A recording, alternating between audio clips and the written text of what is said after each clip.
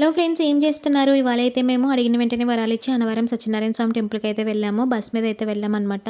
Morning 7:30కి start అయితే అక్కడికెళ్ళేసరికి 10 అలా అయింది. అండ్ ఇక్కడ కొబ్బరికాయలు అది తీసుకొని పైన కొండపైన టెంపుల్ దగ్గరికి వెళ్ళడానికి ఆటో అయితే మాట్లాడుకున్నాము. అండ్ ఇక్కడ పైకొచ్చిన తర్వాత పంపా నది అయితే ఉందనమాట. ఇక్కడైతే స్నానాలు అవి చేస్తారంట. అండ్ ఇక్కడ ఫైనల్‌గా అయితే టెంపుల్ దగ్గరికి అయితే వచ్చేసాము. ఇవాళ సండే అయినా సరే జనాలైతే చాలా రష్‌గా ఉన్నారు.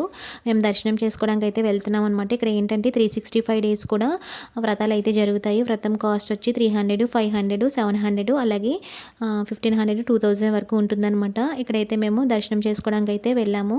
దర్శనం అయితే చాలా బాగా జరిగింది. ఇక్కడ బయట అయితే స్వామివారిని అయితే రథం మీద అయితే ఊరేగిస్తున్నారనమాట. మేము లాస్ట్ టైం వచ్చినప్పుడు ఇక్కడైతే వ్రతం అయితే చేయించుకున్నాము. ఈసారి అయితే దర్శనం అయితే చేసుకున్నాం అనమాట. దర్శనం అయితే చాలా బాగా జరిగింది. 3 టైమ్స్ అయితే చేసుకున్నాము. ఇక్కడైతే కొన్ని పిక్స్ అయితే దిగిన తర్వాత కిందకి వెళ్ళిన తర్వాత ఇక్కడైతే షాపింగ్స్ అవి ఉంటాయన్నమాట. షాపింగ్ చేయడానికి అలాగే ప్రసాదం కౌంటర్ దగ్గరికి వెళ్ళి ప్రసాదాలు అవి తీసుకొని ప్రసాదం అది కొంచెం తిని గుడి చూడడానికి అయితే వెళ్ళామన్నమాట. అసలు ఎక్స్పెక్ట్ చేయలేదు అన్నవరం వెళ్తామని. వాళ్ళైతే వేరే ప్లాన్ ఉందన్నమాట, అది మిస్ అయిందనమాట.